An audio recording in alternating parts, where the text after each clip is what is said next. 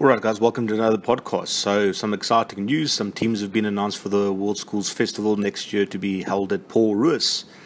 So, finally, the tournament that started this whole channel has actually announced their teams for the 2019 series. And the tournament is going to be held at PAARL ROOS, which is very controversial if you guys have been following the news. But it looks like the organizers have learned from their lessons, and it looks like it's going to be a lot more competitive than it was last year. So what we're going to do is we're going to go through the confirmed schools from the tournament and just do a quick analysis, and then let's see how close I get in terms of my predictions.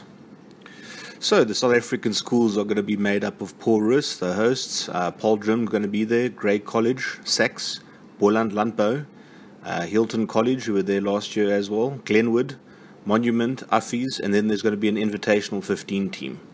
Then in terms of the rest of the world, you can see a lot more New Zealand teams next year. So it's going to be Christchurch Boys, Napier Boys, John McGlashan and Southland Boys from New Zealand.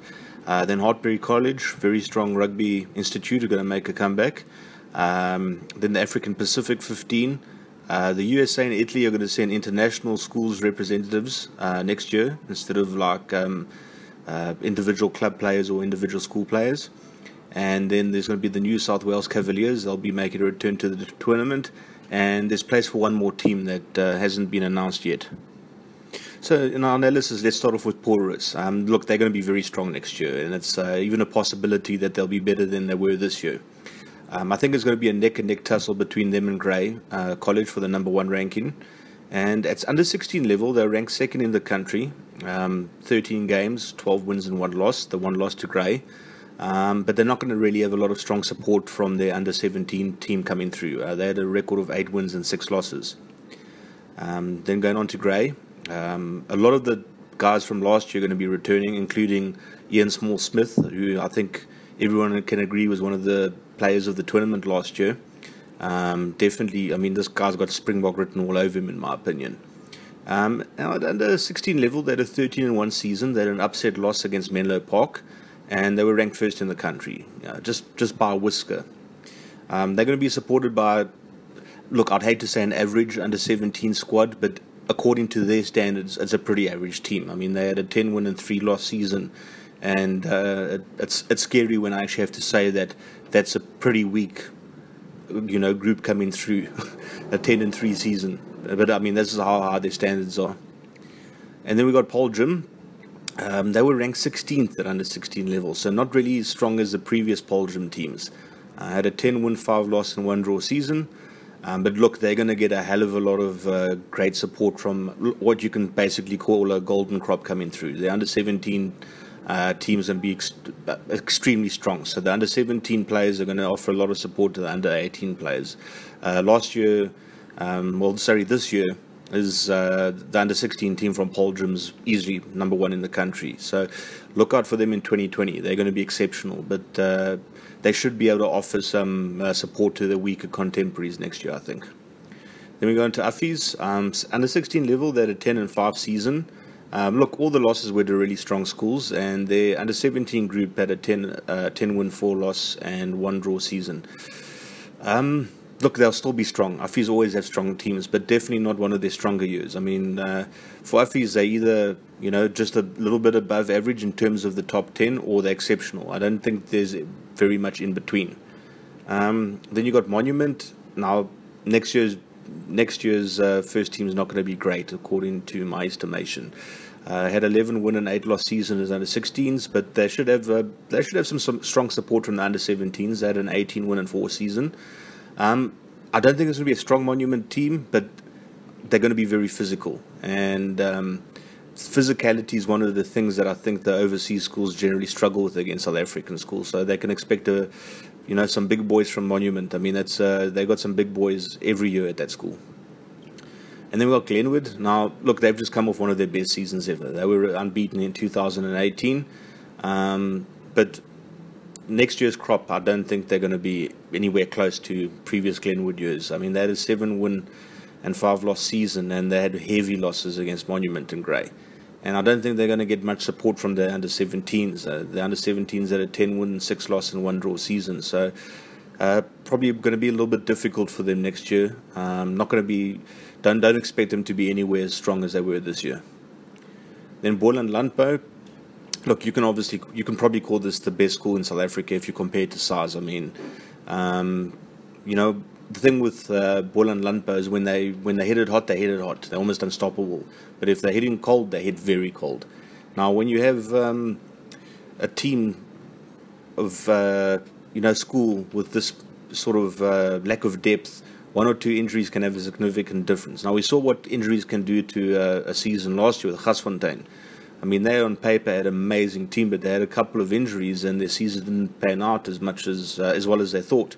Now, BOLAND LANDBOU at under 16 level, they had a 8-win and 7 loss record, and it doesn't look good. But you've got to consider the quality of the opposition they play in the Western Cape League. I mean, you can compare the Western Cape League to the Auckland League, if not stronger than the Auckland League. So it's pretty impressive still for a school that size. They're not going to really expect any favours from next year's under-17 team. They had a losing record, this year. Then you got SACS, and I think this is an inclusion that sort of resulted in a lot of head scratching. They had a 4-win and 14 loss season at under-16 level, and next year's under-17 group will have come off a 7-win and 9 loss season. Now, I'm not trying to disrespect SACS. They've got a great history. But I think the inclusion is to give some of the weaker teams of the tournament a more competitive game. Then moving on to HILTON, they just came off an unbeaten season, but look, we got to be honest here, they didn't play high-quality teams. They're at under-16 level, 8-win and 4-loss season, so next year's matrics or grade 12s, they didn't play great opposition, which has become quite normal for HILTON.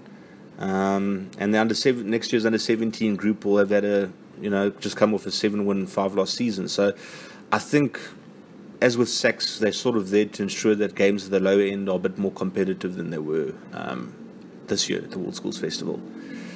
The final South African teams are going to be an Invitational 15. It's going to be made up of players that really recently attended the lead player development camps, and there's been a bit of talk of it consisting of players that are outside the top national school structure, so giving them a bit of a chance. I think there's going to be a strong emphasis on development players as well, so if I had to estimate, I think their squad could look a little something like this. So let's see how it pans out next year when the squad gets selected, but some players to look out for: the Malesu twins, very, very promising props. Jacques Hussen at hooker, this kid is exceptional, let me tell you that. These are guys I really hope are going to be included in the squad. And then Jared Taylor, fantastic flanker from Selborne, and Ulrich Claessen's great scrummy from Gasfontein. And I think what you'll see quite a few Menlo Park and players in this team, because they were very, very strong at under 16 level, extremely strong at under 16 level. I think you should see a few Selborne players in here as well, and I think because PAARL boys entered the tournament, I think you could see quite a few PAARL boys coming in as well. So just going over the New Zealand team. So we've got Christchurch boys, and as under 15s, they were ranked 4th in the country, that generation.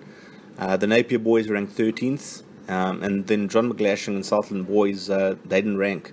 And I think the rankings went up to about 16th or 18th place, if I'm not mistaken. So, look, it's great to have more Kiwi teams, but I don't think we got what we wanted or what New Zealand fans wanted. I mean, there's no Auckland schools and no Hamilton boys. I mean, you're talking about the best of the best in New Zealand. So, look, it's great to have 2 teams from last year back, and they're going to have points to prove, but I would have liked to have seen like an Auckland school and a Hamilton boys, maybe even an Otago boys attend. I think that would have been a bit better. In terms of the other teams, the African Pacific Dragons, they're going to be a hell of a lot tougher next year. The squad's going to have players from Carlston's, Hastings and Hamilton boys, if rumours are to be believed, so expect them to be a lot stronger. But even though it's going to have strong individual players, these guys haven't played as a team a lot, right? So it's not going to be like a great benchmark for New Zealand versus South African schoolboy rugby, which is, an interesting debate. Hartbury College... look, this is more of a rugby academy than a school. So you're going to sort of expect them to be in a take-no-prisoners mood next year. I mean, I think they produced 11 internationals last year. About 3 or 4 of those are missing from their team. But after getting smashed 60-0 by Grey Bloom, I think they're going to be a lot better prepared. I think that's still hurting the guys. And then we got the Italian All-Stars and American team. these will be national teams. I think especially in the Americans' case, it was a very good call to make sure that it was a national team instead of a school team. I don't know why in God's name they sent over schools, individual schools, to play in South Africa. Those schools were shit. Let's just speak plainly. And I don't want to be disrespectful. I hate being disrespectful. And rugby is a game about respect. But they were crap. You can't have a school in America playing against Oakdale or Paul Jim or anything. I mean, that's just crazy. It doesn't do any good for anyone. The boys need to, feel like they deserve to be there. And I think a national USA team obviously deserves to be there more than like some Catholic school from wherever the hell they came from. I mean, that just wasn't great to watch. You know what I mean? So the New South Wales Cavaliers are going to be back. I hope they've got a few invitational players they bring in, guys. I hope they can bring in some AAGPS players in their squad to be a bit more competitive. Last week they were a bit too weak to compete at the tournament. I think they need to load up on their quality a little bit, invite some higher quality players. And then we have one more place open now. They haven't announced it, and I think it's got more to do with being disorganized than springing a surprise on us. What I hope for like a Blackrock College or a Leinster school to come over, maybe a GPS school from Queensland, or top English schools such as Millfield. But my dream would be like an Auckland school. If we can get like a strong Auckland school in, like Auckland Grammar, I think Auckland Grammar are gonna, be in contention to be national champions in New Zealand next year. So I'd love to see them come over. But my gut instinct tells me it's going to be like something along the lines of a Namibian team or a South American team.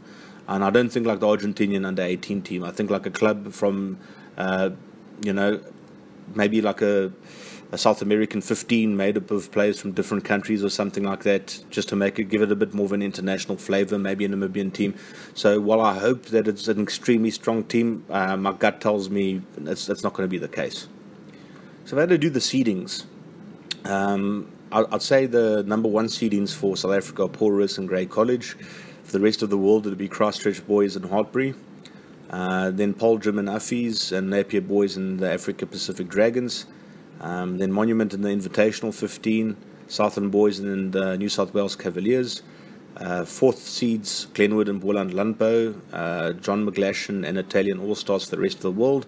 Then the final seeds, the lowest seeds, HILTON and SACS for South Africa, and the United States team and another team. I think it's going to be a weak team, like I said there. I don't think this necessarily will be the playing order, maybe. I don't really see Grey playing Christchurch Boys and Hartbury again. I see them playing Christchurch Boys or Hartbury, one of the two, in a grudge match, sort of give them an opportunity for revenge from last year's results, but I don't really see it being, Grey playing the same schools twice in a row. I think that would... I think that would go against sort of the spirit of the tournament, so to speak. Then what did they get right? Okay, so I think one of the things they got right with this tournament is making it international teams from Italy and the USA. That's going to make it more competitive. I think more New Zealand schools was great, and I think it was great to increase the strength of the Africa Pacific teams. And then also putting in slightly weaker South African schools to make the tournament more competitive. So it'll bring a bit more balance in. Now it depends on, what sort of players the USA and Italy bring over. But look, if you look at it, essentially SACS and PAARL, ROOS are replacing PAARL Boys and Oakdale. And then Otanik was also being replaced, right? By the invitational team. So look, Oakdale and Otanik are very strong schools. So I think it's good to have still a decent standard, but not too high of a standard. I don't want to see another flipping 80-90 point game against an American team or something like that. It doesn't do anything good for rugby. You know what I mean? Now, what did they get wrong? So I think the first thing was taking the tournament away from PAARL Boys, basically cutting them out of it. I mean, they're not even appearing in the tournament this year, which is disgusting in my opinion. And transferring from Bok Radio to DigiTV, this sort of leaves a bitter taste in the mouth with this type of thing, because Bok Radio came in and arranged for the television to be streamed so we could all watch it for free. PAARL boys, Sean and Rasmus came up with the idea and approached Heineke about it. And there was apparently an unwritten agreement that for the first 3 years the tournament would be held at PAARL boys, and they took that away. And look, it's PAARL boys, it's an educational institute. It's not run by business people, and business people are fuckheads sometimes, excuse my language. So they're going to do what's best for them. And I think one of the marketing managers from Carrynut, if I'm not mistaken, said in an interview that they were looking for a bigger venue, more seats and all the rest of it. So look, this is about money. That's what it is at the end of the day. And PAARL boys should have got everything written in contract and went after the bastards legally. But, they relied on a handshake. And in business, I'm in business, I don't rely on handshakes. You're going to sign that piece of paper, I'm going to sign that piece of paper, or no deal's happening. That's it, end of the bloody story. And then the last thing, I think, was not having Auckland schools and no Hamilton boys in there. I think, to me, that is quite disappointing. And I'd like to see, some very, very strong New Zealand teams come in the future, because that's going to make the tournament great. I've done very basic research on these New Zealand teams, and a lot can change from under 15 to under 16 to open level. We all know that. But everything's sort of telling me that, McGlashan and Southland aren't going to be, more competitive than, or as competitive as Auckland boys, Auckland Grammar would be, or Hamilton boys, or St. Kitts, or one of those schools. And some additional thoughts. I think it's got massive global potential, and I think it should be spread globally. That way we are going to be able to see some of the top schools play. So what I'll do is the first, year 1 in South Africa, year 2 in Australia and New Zealand, and year 3 in the UK. And I think that's the way we can ensure to see some of the giants of school rugby competing each year. So, Grey College might not be able to attend every year, but between Grey, PAARL ROOS, PAARL boys, PAARL gym, you'd always have one of the big South African schools there. Then hopefully you'd always have one of the big Auckland schools there. And then hopefully you'd have one of the big English public schools over there. And also, then we could maybe start seeing the Leinster schools get involved as well. I'd really like to see Blackrock, St. Michael's, one of these schools there. Anyway, guys, so that's the end of my video. So thanks a lot for watching, as always. And let me know what your thoughts are about this tournament. Are you excited about it? Are you disappointed? Do you think there's some things that could have improved? Always happy to hear your thoughts, and as always, have a fantastic week further.